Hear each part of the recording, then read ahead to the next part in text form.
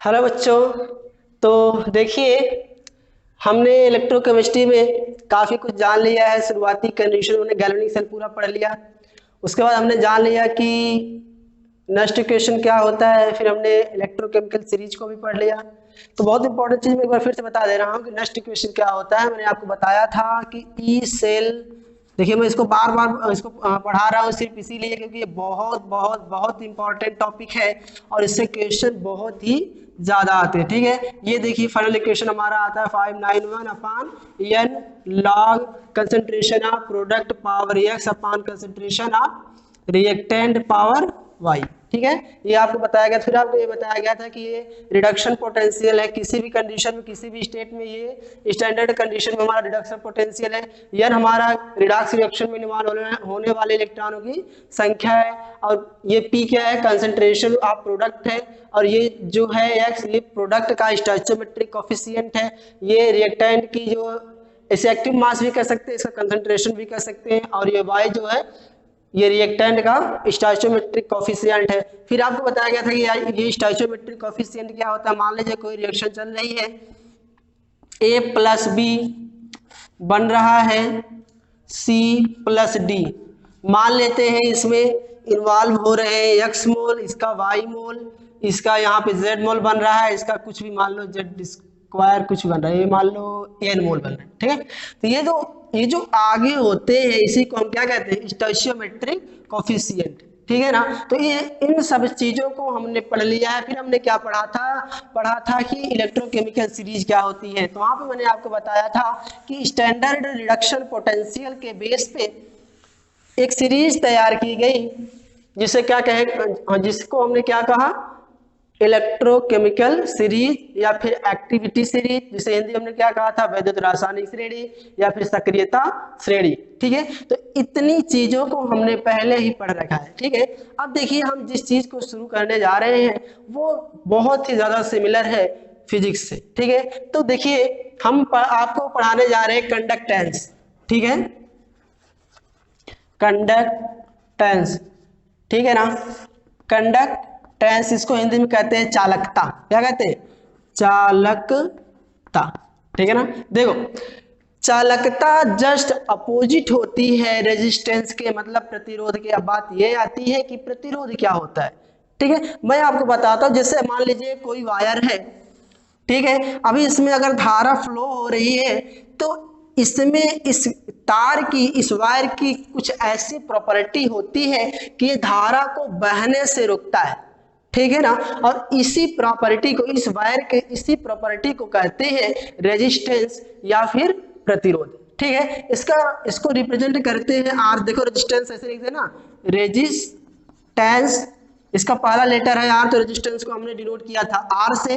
तो आर होता है डायरेक्टली प्रोपोर्शनल कि कितना लंबा तार है। देखो तार हमारा जितना लंबा होगा हमारा प्रतिरोध उतना ही ज्यादा होगा। यूं समझो कि जैसे अगर आपको कहीं जाना है, मान लीजिए आप कहीं जा रहे हैं, बहुत दूर जा रहे हैं। ठीक है, यहां से लेके देखो आप इतने से हैं यहाँ पे, यहां से आपको यहाँ पे जाना है। ठीक है, और दूसरी कंडीशन ये है कि आपको यहां से यहां तक जाना है। ठीक है, अभी मान लीजिए अब यहाँ पे आप ये बताइए कि एक्सीडेंट की प्रोबेबिलिटी कहाँ ज्यादा है, इस वाले रोड पे आप यहाँ से यहाँ तक जा रहे हैं तब, या फिर यहाँ से यहाँ तक जा रहे हैं तब। देखिए इस कंडीशन में आपको बहुत दूरी तय करनी है, मतलब यहाँ पे एक्सीडेंट की जो प्रोबेबिलिटी है वो ज्यादा है। और यहाँ पे आपको सिर्फ कॉलेज से अपने स्कूल तक, अपने घर तक जाना है, मतलब यहाँ पे एक्सीडेंट की जो प्रोबेबिलिटी है, जो संभावना है बहुत कम है। ये जो है सेम एकदम है रेजिस्टेंस के, मतलब तार जितना छोटा होगा रेजिस्टेंस उतना कम होगा, और तार जितना बड़ा होगा, हमारा वायर जितना बड़ा होगा, हमारा रेजिस्टेंस उतना ज्यादा होगा। ठीक है, तो इसलिए कहा गया कि resistance is directly proportional to the length of the wire. ठीक है, मतलब हमारा जो प्रतिरोध है तार की लंबाई के डायरेक्टली प्रोपोर्शनल है। ठीक है ना। अच्छा, अभी एक चीज और बताइए। देखिए सड़क, एक कंडीशन ये है कि ये इतनी चौड़ी सड़क है, 4 लाइन भैया, ये देखो 1 2 3, एक और बना लो, इतनी सड़क है, इतनी चौड़ी एक सड़क है। ठीक है, अभी एक सड़क इतनी चौड़ी है, सिर्फ इतनी।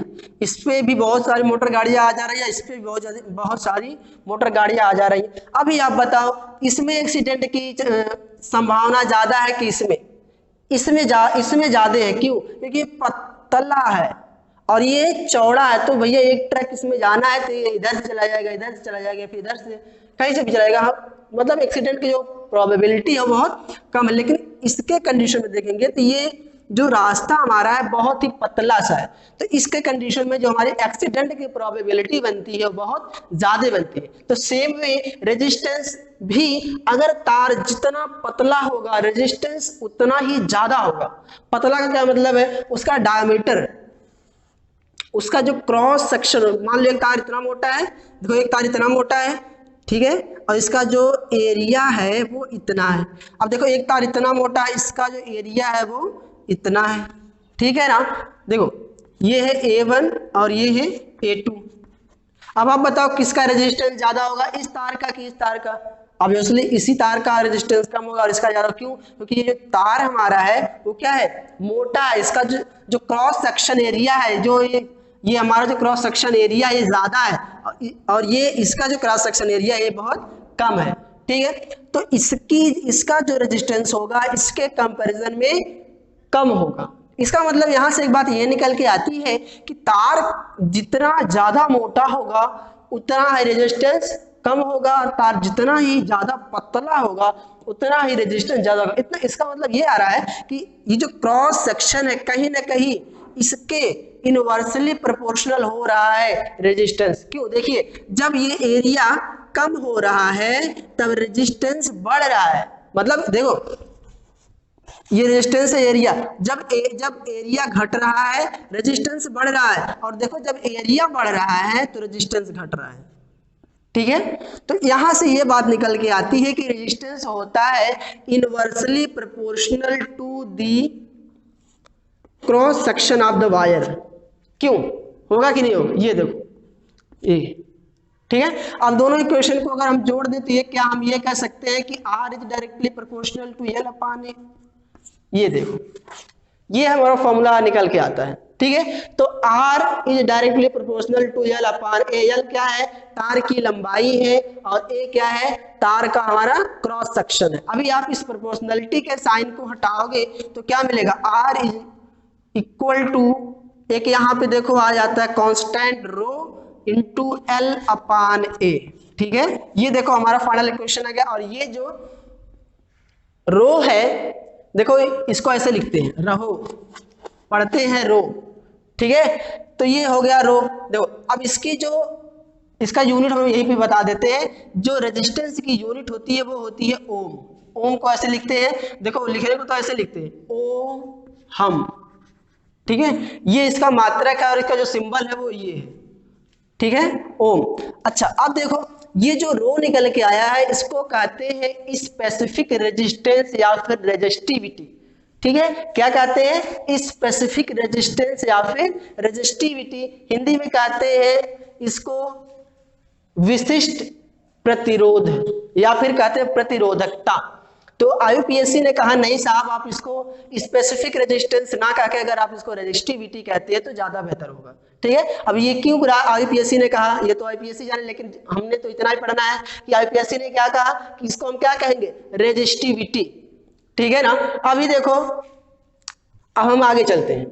देखो हमने पहले ही आपको बताया कि जो कंडक्टेंस होता है मतलब चालकता जो होती है वो रेजिस्टेंस के जस्ट अपोजिट होती है। मतलब अगर रेजिस्टेंस ये कह रहा है कि जितनी धारा के प्रवाह होने में जो कठिनाइयां उत्पन्न हो रही है जिसको हम प्रतिरोध कह रहे हैं, अब इसका अपोजिट क्या होगा कि धारा के फ्लो होने में जो आसानी किस तरह से हो रही है उसको हम क्या कहेंगे? कंडक्टेंस, ठीक है।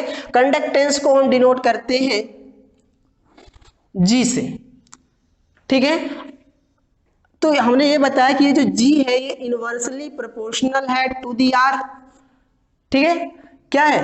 जो हमारा कंडक्टेंस है ये रेजिस्टेंस के इनवर्सली प्रोपोर्शनल है। मतलब यूं कहें कि डायरेक्ट सीधे सीधे कह दें कि इसका जस्ट अपोजिट है, ठीक है। अभी देखो हम R को क्या लिख सकते हैं, जो हमने यहाँ पे क्वेश्चन पे लिखा है, क्या हम इसी चीज को यहाँ पे लिख सकते हैं? बिल्कुल लिख सकते हैं, क्यों नहीं लिख सकते? देखो क्या हो जाएगा यहाँ पे, G is equal to 1 upon rho multiplied by L upon ये, ठीक है। तो ये हमारा आ गया क्या, कंडक्टेंस, ठीक है। अभी देखो इस 1 अपान रो को हम लिखते हैं कप्पा, ठीक है। क्या लिखते हैं, कप्पा। इसको देखो कप्पा, ये सिंबल है, ये कप्पा है, और इस कप्पा को कहते हैं कंडक्टिविटी, या फिर इसी को कहते हैं स्पेसिफिक कंडक्टेंस, ठीक है ना।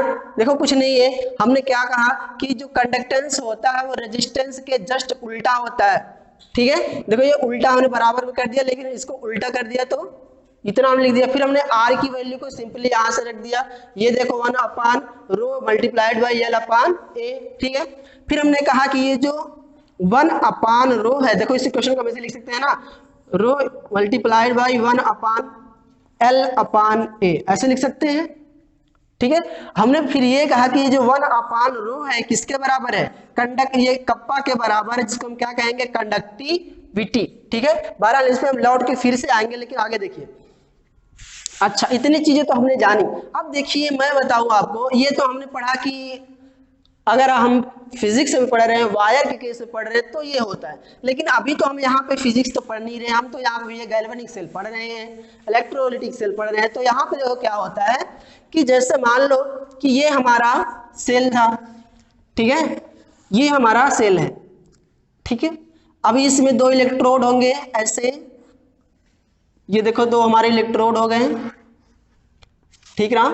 अब देखो ये हो गया हमारा इंडिकेटर, ये, ठीक है ना। अभी देखो इसके बीच में, दोनों इलेक्ट्रोडों के बीच में कुछ दूरी होगी, होगी कि नहीं होगी, बिल्कुल होगी, जिसे हम क्या मान ले रहे हैं, L मान रहे हैं। अभी मान लो कि ये जो इलेक्ट्रोड हमारा है, इसका जो क्रॉस सेक्शन है वो A मान ले रहे हैं, ठीक है। तो इसके बीच की दूरी और इसके बीच की दूरी भी होगी। अभी देखो हमने क्या कहा कि R इज इक्वल टू क्या होता है, रो मल्टीप्लाइड बाई L अपान ए, ठीक है। तो किसी सेल के केस में L अपान ए के रेशियो को कहते हैं सेल कांस्टेंट, क्या कहते हैं, सेल नियतांक कहते हैं, और L अपान ए को डिनोट करते हैं G स्टार से या फिर X से, ठीक है ना। देखो सेल कांस्टेंट क्या होता है कि दोनों इलेक्ट्रोडों के बीच की दूरी और इलेक्ट्रोड के क्रॉस सेक्शन के अनुपात को क्या कहते हैं, सेल कांस्टेंट कहते हैं। इसको डिनोट किससे करते हैं, G स्टार से करते हैं, या फिर किससे करते हैं, X से करते हैं, ठीक है ना। तो यहाँ पे हम क्या G स्टार या फिर X लिख सकते हैं। देखो G स्टार लिखना थोड़ा सा अच्छा माना जाए, तो मैं G स्टार यहाँ पे यूज कर रहा हूँ, तो रो मल्टीप्लाइड बाई G स्टार, ठीक है, ये हो गया। अभी देखो हम बात कर रहे हैं कंडक्टेंस के ऊपर, तो कंडक्टेंस क्या होगा, मैंने पहले ही बताया कि G होता है उल्टा जस्ट रेजिस्टेंस के। फिर हमने ये बताया था कि G is equal to 1 upon रो, यहाँ पर हो जाएगा 1 अपान L अपान ए, ठीक है। फिर हमने ये कहा था कि 1 अपान रो होता है बराबर किसके, कप्पा के।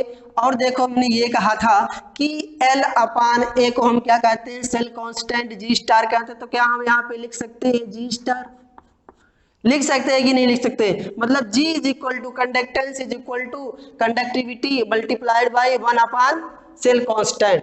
अभी देखो इसको पक्षांतर कर दो, इधर कर दो, तो क्या आ जाएगा, आ जाएगा kappa is equal to G into G star. ये देखो हमारा फॉर्मूला है।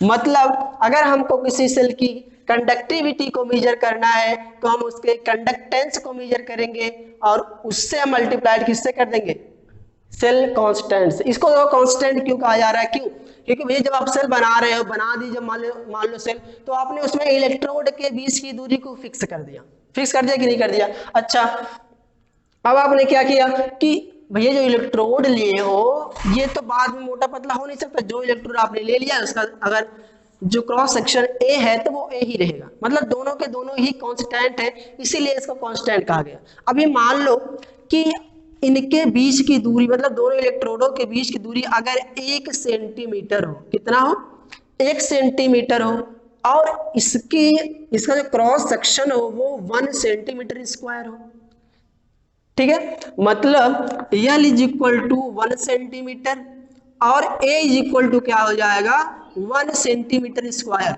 ठीक है, तो एक चीज आप ये जानो कि अगर ये इतना दूर में है तो इसका कुछ वॉल्यूम, ये कुछ वॉल्यूम ऑक्युपाई करेगा, वो कितना होगा V। ठीक है, और वॉल्यूम को हम क्या जानते हैं कि वॉल्यूम इज इक्वल टू होता है लेंथ मल्टीप्लाइड बाई एरिया। ठीक है, तो वॉल्यूम यहाँ पे हो जाएगा 1 मिलीलीटर। ठीक है, 1 मिलीलीटर, या फिर अब हम आपको ये बताएं कि 1 मिलीलीटर इज इक्वल टू होता है 1 centimetre square, sorry 1 centimetre cube. ठीक है, 1 मतलब देखो इसका क्या मतलब कहने का है कि अगर 1 सेंटीमीटर ऊंचा, 1 सेंटीमीटर चौड़ा इस तरह से, और इसका अगर जो देखो अगर आप कोई कंटेनर ले रहे हो तो ऐसे होगा ना, मतलब देखो ऐसे ऐसे, फिर इसका देखो कुछ अंदर भी होगा, मतलब नहीं समझ पा रहे हो। देखो जैसे मान लो ये हमारा कोई कंटेनर है, अगर ये भी 1 सेंटीमीटर हो, ये भी 1 सेंटीमीटर हो और ये भी 1 सेंटीमीटर हो, तो इसमें जो वॉल्यूम ये ऑक्युपाई करेगा, इसमें अगर मान लो पानी भर रहे हो तो वो कितना होगा 1 ml। ठीक है, अभी मान लो अगर ये वाला पोर्शन 1 डेसीमीटर है, ये वाला पोर्शन हमारा 1 डेसीमीटर है, अगर ये वाला पोर्शन हमारा 1 डेसीमीटर है, तो इसमें जितना वाटर भरोगे कितना होगा 1 लीटर होगा। ठीक है, अभी मान लो कि अगर ये एक मीटर है, ये 1 मीटर है और ये भी 1 मीटर है, तो इसमें आप जितना पानी डालोगे वो कितना होगा 1000 लीटर होगा। मतलब कहने का मतलब ये है कि अगर आप लिख रहे हो कि 1 मिलीलीटर, तो इसको हम लिख सकते हैं कि 1 सेंटीमीटर क्यूब। अगर आप लिख रहे हो कि 1 डेसीमीटर क्यूब, डेसीमीटर क्यूब इसका मतलब क्या हो गया 1 लीटर हो गया। अगर आप लिख रहे हो 1 मीटर क्यूब, तो इसका मतलब क्या हो गया 1000 लीटर। ठीक है ना, अभी आप आगे देखो, तो हमने इसकी वैल्यू क्या है, चल कांस्टेंट की देखो, चल कांस्टेंट की वैल्यू कितनी हो गई 1, मतलब ये देखो L अपान A था, इसकी वैल्यू हमने A रख दिया, इसका भी A रख दिया। ठीक है, तो ये क्या हो गया, ये खत्म हो गया। ठीक है, तो क्या बचा हमारा, हमने ये कहना है कि अगर इलेक्ट्रोडों के बीच की दूरी 1 सेंटीमीटर हो और इसके बीच की, इसका क्रॉस सेक्शन अगर 1 सेंटीमीटर स्क्वायर हो, तो इसके बीच का जो इलेक्ट्रोलाइट होगा, 1 ml इलेक्ट्रोलाइट की जो कंडक्टेंस होगी उसको क्या कहेंगे, स्पेसिफिक कंडक्टेंस कहेंगे, या फिर क्या कहेंगे कंडक्टिविटी कहेंगे। ठीक है ना, तो देखो इतना हमने जान लिया कि कंडक्टिविटी क्या होता है। ठीक है, 1 ml इलेक्ट्रोलिटिक सॉल्यूशन के कंडक्टेंस को हमने क्या कहा, देखो कप्पा इज इक्वल टू क्या निकला यहां से कि 1 ml के चालकता को क्या कहते हैं, विशिष्ट चालकता। ठीक है, देखो भैया क्यों, देखो क्योंकि हमने पहले पढ़ा kappa is equal to G into G star. ठीक है, ये ठीक है, ये हमारा होगा 1 ml के लिए। अब हम आगे चलते हैं इससे। ठीक है, अब देखो हम बात करते हैं इसके इनके यूनिट्स की, किसकी यूनिट की, यूनिट मतलब होता है इकाई, उसका मात्रक। ठीक है, अब देखो हमने ये बताया पहले आपको, प्रतिरोध पढ़ाया, तो प्रतिरोध का मात्रक हमने बताया कि ओम होता है। ठीक है, उसके बाद हमने पढ़ाया कि होता है जी।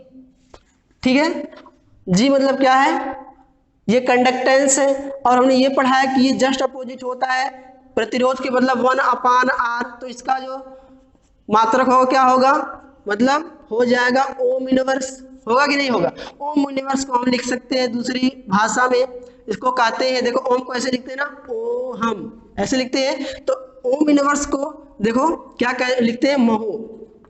इसका मात्रक एक महो भी होता है, और एक और मात्रक उसका होता है साइमेंस। ठीक है, इसको डिनोट करते हैं सिर्फ यस। ठीक है ना, अच्छा अब देखो हमने एक टर्म और पढ़ा, वो क्या पढ़ा कप्पा। ठीक है, ये हमने क्या पढ़ा, ये पढ़ा कि हमने G इंटू जी स्टार। ठीक है, G इंटू जी स्टार। अब देखो जी का मात्रक हमने क्या निकाल के लाया, यहाँ पे साइमेंस निकाल के लाया, या फिर आप महो कह लो या फिर ओम इनवर्स कह लो, कोई दिक्कत नहीं। तो हमने क्या मान लिया, यहाँ पे साइमेंस मान लिया, ठीक है। तो इसका मात्रक हो गया साइमेंस, इसका क्या मात्रक होगा भैया, देखो क्या मात्रक होगा, ये क्या था, जी स्टार इज इक्वल टू क्या था, यल अपान ए। मतलब ये भी देखो मापेंगे हम लंबाई को सेंटीमीटर में और एरिया को सेंटीमीटर स्क्वायर में, मतलब क्या लिख सकते हैं, सेंटीमीटर अपान सेंटीमीटर स्क्वायर। देखो ऊपर सेंटीमीटर है, नीचे सेंटीमीटर स्क्वायर है, इसने इसको मार दिया, क्या आ जाएगा साइमेंस सेंटीमीटर इनवर्स। तो ये हो गया हमारा कप्पा का यूनिट, ठीक है। तो देखो इसको हम इसका दूसरा भी मात्रक हो सकता है, साइमेंस मीटर इनवर्स भी हो सकता है। यहाँ पे आप लिख सकते हो ओम मीटर इनवर्स लिख सकते हो, महो सॉरी ओम नहीं बल्कि महो है, ठीक है, महो मीटर इनवर्स, या फिर लिख सकते हो कि ohm inverse metre inverse ohm inverse. तो इस तरह से इसका मात्रक हो सकता है, ठीक है। तो इतनी चीजें ये हुई कंडक्टेंस के बारे में। अब हम चलते हैं अगला टर्म जिसको हमको पढ़ना है, वो है मोलर कंडक्टेंस। क्या है, मोलर कंडक्टेंस। देखो मोलर कंडक्टेंस, ठीक है, इसको हिंदी में कहते हैं मोलर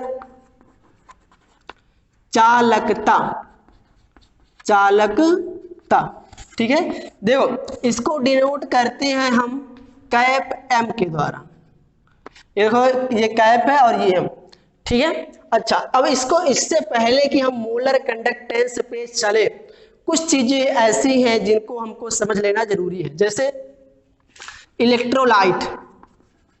इलेक्ट्रोलाइट, अब देखो ये इलेक्ट्रोलाइट क्या होता है, इसको हिंदी में कहते हैं वैद्युत अपघट्ट। देखो मैंने जब आपको गैल्वेनिक सेल पढ़ाया था तो शायद आपको याद हो कि वहां पे हमने 2 कंटेनर ऐसे लिया था, याद है कि नहीं याद है। फिर मैंने इसमें एक रॉड डाली थी, इसमें एक रॉड डाली थी, और इसको कहा दिया था भैया ये जिंक की रॉड है, ये इसको कहा दिया था कॉपर की रॉड है। इसको ऐसे जोड़ दिया था, यहाँ बीच में एक इंडिकेटर लगा दिया था, यहाँ पे एक सॉल्ट ब्रिज लगा दिया था, और यहाँ पे एक सोल्यूशन भर दिया था, जिसको क्या कहा था हमने, ये किसका सोल्यूशन है, ZnSO4 का सोल्यूशन है। और यहाँ पे एक सोल्यूशन भर दिया था जिसको क्या कहा था कि ये CuSO4 का सोल्यूशन, ठीक है। फिर मैंने आपको ये बताया था कि ये ऐसे नहीं रहता, ये फिर से टूट जाता है Zn2 प्लस ZnSO4 2 माइनस में, और ये टूट जाता है किसमें, Cu2 plus plus SO4 2 minus में, ठीक है, ऐसे टूट जाता है। अभी देखो ये जो सबस्टेंस इस टाइप के होते हैं ना, कि जो वाटर में डिसॉल्व करने के बाद टूट जाए इस तरह से, और टूटने के बाद ये इलेक्ट्रिसिटी के फ्लो में मदद करे, इलेक्ट्रिसिटी को फ्लो होने में ये क्या करे, मदद करे। ऐसे सबस्टेंस को हम क्या कहते हैं, इलेक्ट्रोलाइट कहते हैं, वैद्युत अपघट्ट कहते हैं। फिर से मैं बता रहा हूं कि ऐसे पदार्थ, ऐसे सबस्टेंस जो अपघटन के बाद इलेक्ट्रिसिटी के फ्लो को मेंटेन करे, उसको और सहायता उसको प्रदान करे, उसको क्या कहेंगे, इलेक्ट्रोलाइट, ठीक है, इलेक्ट्रोलाइट, ठीक है ना। अभी आगे देखो कि ये जो प्रोसेस हो रही है जिसमें ये इलेक्ट्रोलाइट, ये देखो ZnSO4 टूट रहा है Zn2 प्लस और SO4 2 माइनस में, इस प्रोसेस को हम कहते हैं इलेक्ट्रोलिसिस, ठीक है, हिंदी में कहते हैं वैद्युत अपघटन, ठीक है, क्या कहते हैं, वैद्युत अपघटन। और इस सॉल्यूशन को जिसमें मतलब वाटर और इलेक्ट्रोलाइट जिसमें मिल जा रहा है उसको कहते हैं हम इलेक्ट्रोलिटिक सॉल्यूशन, ठीक है, क्या कहते हैं, इलेक्ट्रोलिटिक सॉल्यूशन। देखो तो हमने यहाँ पे कई 3 टर्म जाने, पहला क्या, इलेक्ट्रोलाइट मतलब विद्युत अपघट्ट क्या होता है, ऐसे सबस्टेंस जो वाटर में डिसॉल्व होने के बाद इलेक्ट्रिसिटी के फ्लो में हेल्प करते हैं, क्या कहलाते हैं, इलेक्ट्रोलाइट कहलाते हैं। फिर आपको ये बताया गया कि ये जो प्रोसेस हो रही है जिसमें इलेक्ट्रोलाइट टूट रहा है अपने आयन, इसको क्या कहते हैं, इलेक्ट्रोलिसिस कहते हैं, वैद्युत अपघटन कहते हैं। और आपको ये बताया गया कि जो सॉल्यूशन है जिसमें ये पूरा प्रेजेंट है, इसको क्या कहेंगे, इलेक्ट्रोलिटिक सॉल्यूशन, ठीक है। अभी देखो क्या कि मान लो कि ये हमारा एक कंटेनर है, ये देखो, ठीक है, इसमें चाहे इतना पानी भरा हो, ठीक है। अगर हम इसमें एक मोलर इलेक्ट्रोलाइट भर देते हैं, क्या भर देते हैं, एक मोलर इलेक्ट्रोलाइट, तो इसकी जो कंडक्टिविटी होगी, सॉल्यूशन की जो कंडक्टिविटी होगी, इस इलेक्ट्रोलाइटिक सॉल्यूशन की जो कंडक्टिविटी होगी उसे हम क्या कहेंगे, मोलर कंडक्टिविटी, ठीक है। क्या कहेंगे, मोलर कंडक्टिविटी, हिंदी में क्या कहेंगे, मोलर चालकता, ठीक है। देखो मैं फिर से बता रहा हूं कि अगर कोई कंटेनर इसमें चाहे इतना आप भर दो, वाटर भर दो, मतलब जो आपका सॉल्वेंट होगा इसमें भर दो, अगर इसमें 1 मोल आप डाल रहे हो सबस्टेंस, तो इसकी जो कंडक्टिविटी होगी उसे हम क्या कहेंगे, मोलर कंडक्टेंस। मतलब कहने का तात्पर्य यह है कि 1 मोल इलेक्ट्रोलिटिक सॉल्यूशन को हम क्या कहते हैं, 1 मोल इलेक्ट्रोलिटिक सॉल्यूशन के द्वारा जो कंडक्टेंस उत्पन्न हो रहे हैं इसको हम क्या कहेंगे, मोलर कंडक्टेंस, और इसको हम डिनोट करते हैं कैप एम से, ठीक है। अभी मान लो हमने इसमें 1 मोल NaCl भर दिया, क्या भर दिया, NaCl, ठीक है ना। वॉल्यूम क्या है ये मैटर नहीं करता, 1 मोल होना चाहिए NaCl, ठीक है। अभी मान लो इसको हमने भर दिया, तो इसके द्वारा जो कंडक्टिविटी होगी इसको क्या कहेंगे, मोलर कंडक्टेंस, ठीक है। अभी आगे देखो, हमने ये पढ़ा था टर्म कि ये कंडक्टिविटी है, इसको कहा था कि 1 ml, ठीक है, 1 ml कंडक्टेंस को क्या कहते हैं, कंडक्टिविटी। मतलब अगर 1 ml इलेक्ट्रोलाइटिक सॉल्यूशन भरा हुआ है 2 इलेक्ट्रोड के बीच में, तो उसको हम क्या कहेंगे, कंडक्टिविटी। मतलब यहाँ पे 1 ml था, वॉल्यूम था 1 ml में, ठीक है। अभी हमने ये कहा कि यहाँ पे मोलर 1 मोल है, यहाँ पूरा 1 मोल नहीं बल्कि 1 मोलर है, ठीक है। तो 1 मोलर बराबर क्या होता है, 1 मोलर बराबर जो आपको पढ़ाया जाएगा, आपने शायद पढ़ रखा है, सोल्यूशन में आपको पढ़ाया गया है, मोलरता बराबर होता है number of moles upon volume, होगा कि नहीं होगा। तो हमने इसमें मान लो n मोल डाल रखे हैं और इसका वॉल्यूम V है, ठीक है। तो यहाँ पे वॉल्यूम क्या निकल के आएगा, N/m, आएगा कि नहीं आएगा, ठीक है। लेकिन मैंने आपको पहले ही बताया कि मोलर कंडक्टेंस 1 मोल इलेक्ट्रोलाइट पर ही एप्लीकेबल है। तो यहाँ पे n बराबर कितना हो जाएगा, मतलब मोलों की संख्या कितनी हो जाएगी, 1, मतलब n बराबर कितना, 1। तो हमने यहाँ पे कितना रख दिया, 1, ठीक है। अब ये जो हमारा वॉल्यूम आएगा, ये जो आयतन आएगा वो किसमें आएगा, लीटर अपान मोलर, या फिर मोल कहते हैं, ठीक है, लीटर पर मोल। अच्छा, अगर हमको लीटर को बदलना है ml में, तो क्या करेंगे, 1 लीटर में कितना होता है, 1 लीटर बराबर होता है 1000 ml, ठीक है। नीचे तो मोलर है, ये ऐसे रख दो, ठीक है। अभी देखो, अगर 1 ml के लिए जो कंडक्टेंस हमारा है कप्पा है, ठीक है। तो अगर हम यहाँ पे 1000, मतलब अगर हम इतना वॉल्यूम उसको उठा के यहाँ पे रख दे तो कितना होगा, मतलब ये तो था किसके द्वारा, देखो 1 ml इलेक्ट्रोलिटिक सॉल्यूशन का कंडक्टेंस था, ठीक है, कंडक्टेंस इतना था, ठीक है। अच्छा, तो अगर हम इतना वॉल्यूम ले ले तो क्या होगा, मतलब 1000/ml पर मोल, इतना वॉल्यूम अगर हम ले ले तो इनके द्वारा जो कंडक्टेंस होगा वो कितना होगा, ठीक है, के द्वारा उत्पन्न कंडक्टेंस मतलब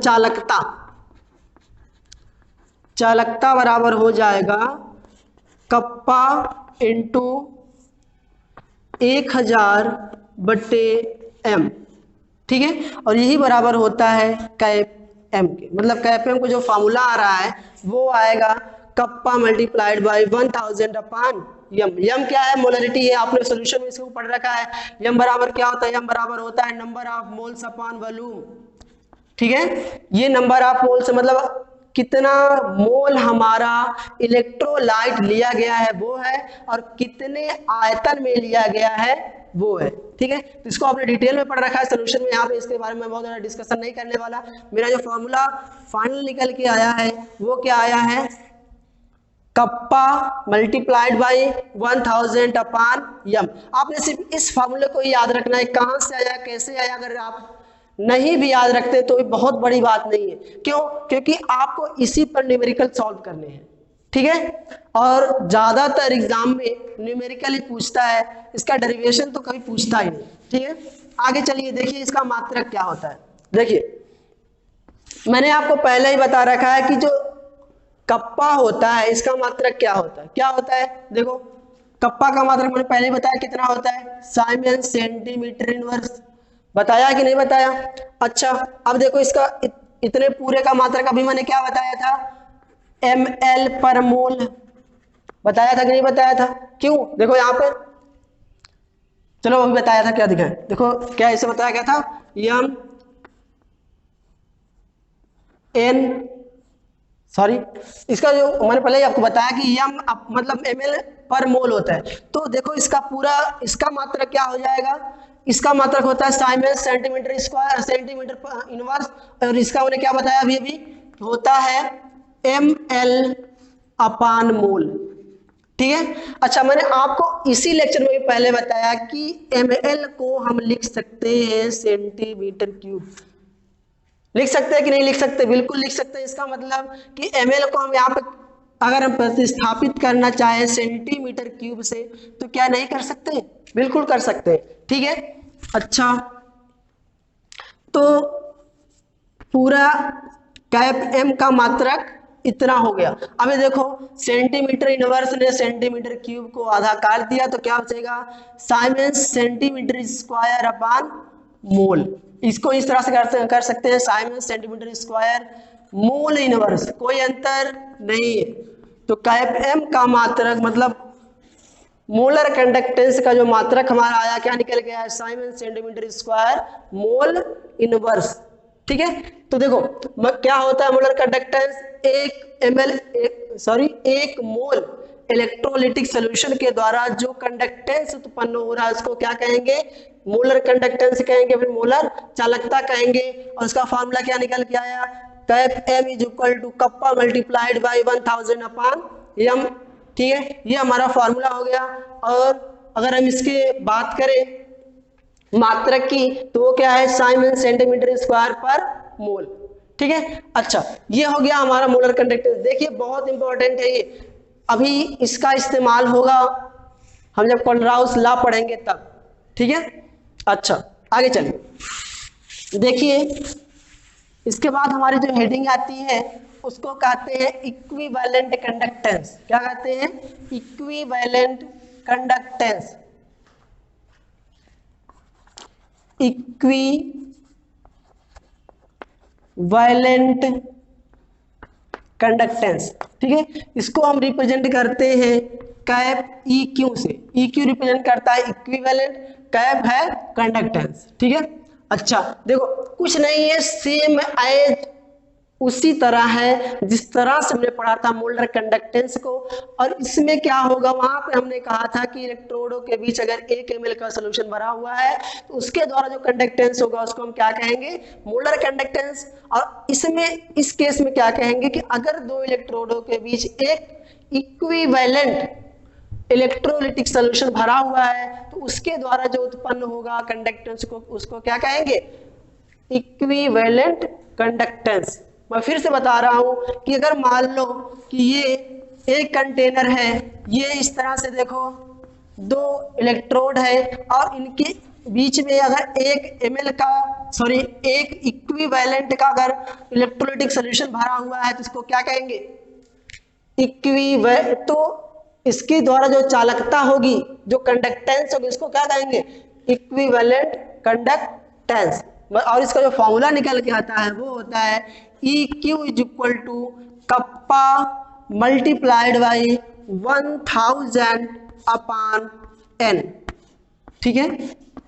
n क्या है, n है नॉर्मेलिटी, आपने पढ़ा होगा नॉर्मलता,